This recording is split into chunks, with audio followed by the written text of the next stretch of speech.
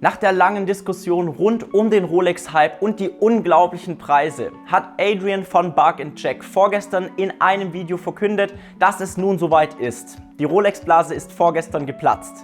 Wir legen alle Fakten auf den Tisch und erzählen auch, welche Tatsachen Adrian vielleicht vergessen haben könnte.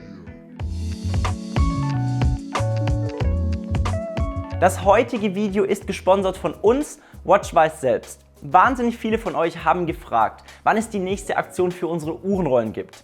Daher haben wir uns entschieden, nächste Woche die Black Friday Week zu machen und bieten euch bis zu 25% Rabatt auf unser gesamtes Sortiment, auch auf die angebotenen Uhren. Wenn du das nicht verpassen willst, dann klicke einfach jetzt hier oben oder unten in der Videobeschreibung auf unseren Black Friday Link und trage dich in unseren kostenlosen Newsletter ein.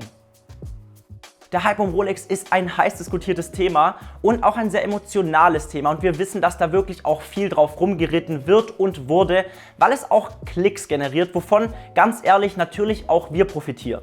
Nachdem in der Umfrage von vorgestern allerdings fast 90% von euch gesagt haben, dass ihr ein Video zum Thema interessiert, haben wir uns entschieden, eins rauszubringen.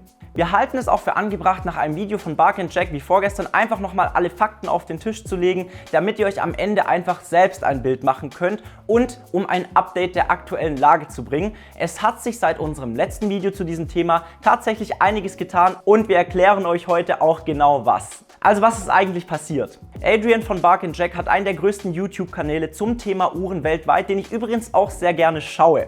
Und vorgestern hat Bark & Jack ein heiß diskutiertes Video veröffentlicht. Und in diesem Video erklärte er, dass vor einigen Tagen, um genau zu sein, am 19. November die Rolex-Blase geplatzt ist. Ich fasse euch jetzt kurz zusammen, wieso Adrian denkt, dass der Hype um Rolex nun vorbei ist. Danach erkläre ich euch anhand von 3 Quellen, wie es gerade im Uhrenmarkt auch vor allem rund um Rolex aussieht. Und ganz am Schluss kommt noch meine persönliche Einschätzung von mir zum Thema Rolex-Blase, inklusive dem einen Punkt, der bei Bark & Jack überraschenderweise überhaupt gar nicht genannt wurde, obwohl er eigentlich äußerst relevant für das Thema ist. Fangen wir also direkt an mit Bark & Jacks Video, das ich euch natürlich zum Anschauen auch hier verlinke. Direkt am Anfang des Videos sagt Adrian, dass die Rolex-Blase nun geplatzt ist. The topic about Rolex being in a bubble and that bubble's about to burst has been so overdone on YouTube. And that is until the bubble actually bursts, which is what happened yesterday. Er führt dazu genau 2 Anzeichen auf. Eines, das am Tag vor der Veröffentlichung seines Videos, also am 19. November aufgetreten ist, und eines, das ihm selbst schon die Wochen davor aufgefallen ist. Fangen wir zuerst mit dem zweiten, aber kleineren Argument an. Adrian sagt, seit einigen Wochen sieht er vermehrt wieder eigentlich nur per Warteliste erhältliche Modelle in Schaufenstern von offiziellen Händlern in UK. Als Beispiele führt er dabei die Rolex Explorer und die Tudor GMT auf, also die Black Bay GMT, und er erklärt, dass so eine Uhr es auch erstmal ins Schaufenster schaffen muss und dass das bedeutet, dass jeder Kunde auf der Warteliste die Uhr abgelehnt haben muss. Ergo sind diese Modelle dann nicht mehr gefragt. Während Adrian auf dieses Argument im restlichen Video nicht mehr gesondert eingeht, was ich am Ende in meiner persönlichen Meinung noch kurz nachholen möchte, geht es dann im restlichen Video um sein zweites Argument.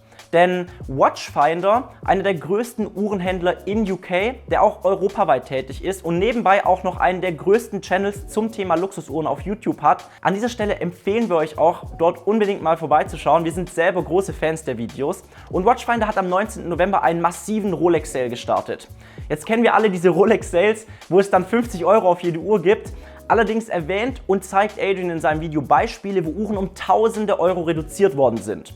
Er nennt danach Watchfinder als Preisreferenz in Großbritannien, Watchmaster als Referenz in Deutschland und Europa und Bob's Watches in Amerika und zeigt anhand von einigen Beispielen, dass es auf allen 3 Plattformen teilweise massive Nachlässe auf eigentlich gefragte Modelle gibt, wie zum Beispiel die Batman oder die Daytona. Er schließt übrigens Chrono24 als Quelle für Preisentwicklungen mit der Begründung aus, dass zu viele verschiedene und vermischte Märkte auf Chrono24 existieren, womit sich die Plattform nicht für die Preistendenz in Regionen wie Europa isoliert eignen würden. Als besonders bezeichnend nennt er die Tatsache, dass sogar die einzig verfügbare Pepsi bei Watchfinder mit einem relativ hohen Rabatt angeboten wird, obwohl das ja eigentlich auch eines der gefragtesten und heißesten Modelle ist. Er vermutet, dass Watchfinder wegen der laut ihm absteigenden wirtschaftlichen Lage die Uhren abstoßen möchte, da einfach zu viel Kapital bei Watchfinder gebunden ist. Und während er sagt, dass die Uhren seiner Meinung nach auch nach dem Platzen der Blase niemals komplett wertlos werden würden, erwähnt er auch, dass durch die gefallenen Preise ein anderen Regionen wie den USA und Hongkong Leute aus dem Ausland weniger Uhren in UK einkaufen und somit die Nachfrage noch weiter sinkt. Adrian beendet sein Video mit der Aussage, dass er das Sinken der Preise als gute Nachricht einstuft, da jetzt Leute, welche die Uhren wirklich wollen, diese wieder leichter haben können, und relativiert gegen Ende auch nochmal ein bisschen seine Aussage, indem er sagt, dass er nicht denkt, dass jetzt die Rolex-Blase komplett geplatzt ist. Und genau hier bietet es sich dann an, die erste meiner 3 Quellen zu zeigen, die ich für das Einschätzen der aktuellen Marktsituation heranziehen möchte. Und Quelle Nummer 1 ist tatsächlich Watchfinder selbst. Vorweg, es stimmt. Watchfinder hat auf den ersten Blick die Preise für Rolex-Modelle, vor allem auf das alte Modell der Batman, also Referenz 116-710 BLNR, drastisch gesenkt. Im Shop finden sich Angebote, wo die Uhr um fast 3000 Pfund, also ungefähr 3500 € reduziert angeboten wird. Allerdings wird beim Ansehen der Preise schnell klar, dass die Reduktion der Preise zwar erheblich ist, beispielsweise wird dann eine Batman aus 2016 nun für knapp 12.000 Pfund angeboten statt knapp 15.000 Pfund, und das sind also fast 3000 Pfund Rabatt. Adrian von Bark & Jack erwähnt in seinem Video auch selbst, dass sogar die Salespreise noch hoch sind, und kurz gesagt wird die günstigste Batman im Sale bei Watchfinder, also eine 5 Jahre alte Uhr, aktuell für knapp 12.000 Pfund oder ungefähr 13.850 € angeboten. Und in Anbetracht der Tatsache, dass es auf Chrono24 Uhren gibt, die in Europa aus dem gleichen Jahr im Fullset für 12.800 € angeboten werden, ist es nicht wirklich ein günstiger Preis. Fraglich ist, wer vor dem Sale den durchgestrichenen Preis von 14.950 Pfund, also knapp 17.500 € gezahlt haben soll. Quelle Nummer 2 ist der Grauhandel allgemein. Und ich halte es hier im Gegensatz zu Adrian eigentlich auch für absolut notwendig, Chrono24 sowie stellvertretend für den Grauhandel selbst einige der mir bekannten Grauhändler als Referenz zu nutzen. Fangen wir mit meinen bekannten Grauhändlern an. Ich habe tatsächlich von einigen meiner Kollegen gehört, dass nach dem Sommer, also gerade so September, Oktober, auch schon im August, die Nachfrage nach Uhren allgemein etwas niedriger war als in den Monaten zuvor.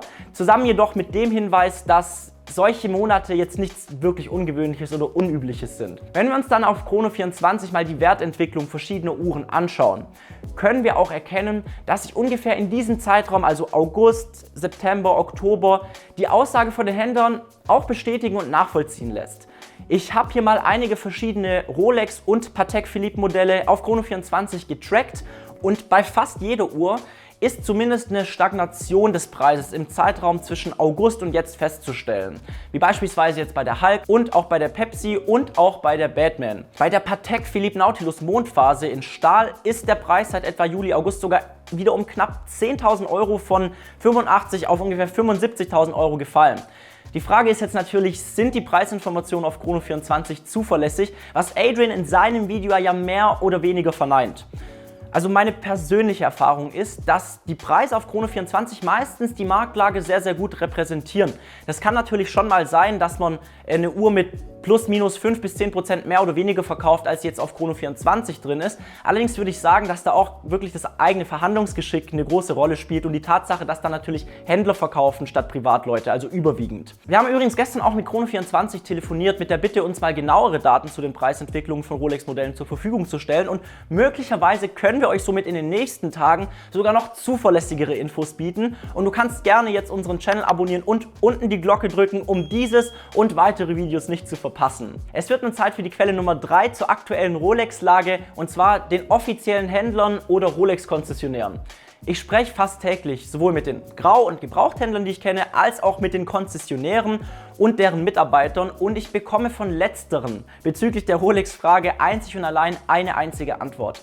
Die Nachfrage ist aktuell immer noch so unglaublich hoch, so hoch, dass es besonders jetzt zur Weihnachtszeit schon frustrierend ist, dass man eigentlich kaum einem Neukunden seinen Wunsch auf eine Krone erfüllen kann. In einem Gespräch mit einem Mitarbeiter eines offiziellen Rolex-Händlers vor einigen Tagen war die Reaktion auf die Frage, ob die Rolex-Nachfrage nachgelassen hat, sogar ein leicht verzweifeltes Lachen und ein „Schön wär's". Nachdem ich nun die Marktlage rund um die Rolex anhand von 3 Quellen kurz beleuchtet habe, wobei wir sowohl Argumente zumindest für eine Stagnation der Rolex-Preise gesehen haben, als auch auf der anderen Seite für die andauernd hohe Nachfrage nach Rolex-Uhren sehen konnten, wird es jetzt Zeit für ein kurzes persönliches Fazit von mir, und an dieser Stelle wie immer auch ein kleiner Disclaimer: Ich erzähle euch ab jetzt einfach nur noch meine persönliche Meinung, nicht mehr und nicht weniger. Ich habe tatsächlich in den letzten Monaten ein bisschen das Gefühl, dass so der Hype oder die Nachfrage um Rolex sich zumindest verändert hat. Es gibt immer mehr Leute, die einfach nicht mehr bereit sind, noch weiter über den Listenpreis zu gehen, um jetzt ein Rolex-Modell sofort ihr eigen nennen zu können. Und genau das ist ja auch in der Preisentwicklung zu sehen. Ich würde vermuten, dass wir zurzeit an einem Höhepunkt angekommen sind. Und auch, dass die Preise auf keinen Fall jetzt noch stark weiter steigen werden, wenn nicht irgendein neues Wirtschaftswunder eintritt. Jetzt ist aber natürlich die Frage, wie lange bleibt uns dieser Höhepunkt jetzt erhalten? Von einem Platzen der Rolex-Blase würde ich auf gar keinen Fall sprechen. Auch vor allem nicht unter Anbetracht der von Adrian von Bark & Jacks genannten Punkte. Tudor GMTs und Rolex Explorers waren zumindest ab und an eigentlich die ganze Zeit über auch mal in Schaufenstern zu sehen. Und die Salespreise von Watchfinder sind tatsächlich echt immer noch deutlich über dem Marktniveau. Ich würde sogar vermuten, dass die durchgestrichenen Preise bei Watchfinder vielleicht so wirklich nie aufgerufen wurden. Ich habe schon viel erlebt, aber dass jemand echt 17.500 € für eine 5 Jahre alte Batman zahlt, zählt definitiv nicht zu meinen Erlebnissen. Außerdem gibt es eine wichtige und offensichtliche Tatsache, von der ich vorher schon geredet habe, die Adrian in seinem Video, so scheint es zumindest, einfach komplett vergessen hat. Und zwar sind wir gerade mitten in der Black Friday Zeit und so gut wie jeder Online-Shop bietet in diesem Zeitraum zwischen jetzt und Anfang Dezember reduzierte Preise an und so eben auch Watchfinder, Watchmaster und die anderen. Also nochmal kurz zusammengefasst. Es ist bislang keine Blase geplatzt, wenn man von einer reden kann, und ich persönlich erwarte, dass sich das Preisniveau ungefähr auf dem Niveau eingependelt hat, wo sich jetzt Angebot und Nachfrage treffen, solange bis die wahre Blase in Form der Zinspolitik der EZB platzt. Vorher erwarte ich da eigentlich gar keine großen Änderungen. Und jetzt bin ich nach so einem heißen Thema natürlich auch auf eure Meinung gespannt. Wie seht ihr das Thema Rolex-Blase und wie sind eure Einschätzungen dazu? Ich freue mich wie immer auf eure Kommentare und werde auch mit euch fleißig mitdiskutieren. Und wir sehen uns ja morgen schon wieder im nächsten Video, wo wir eine 3.000 € Uhr mit einer 23.000 € Uhr vergleichen. Bis morgen.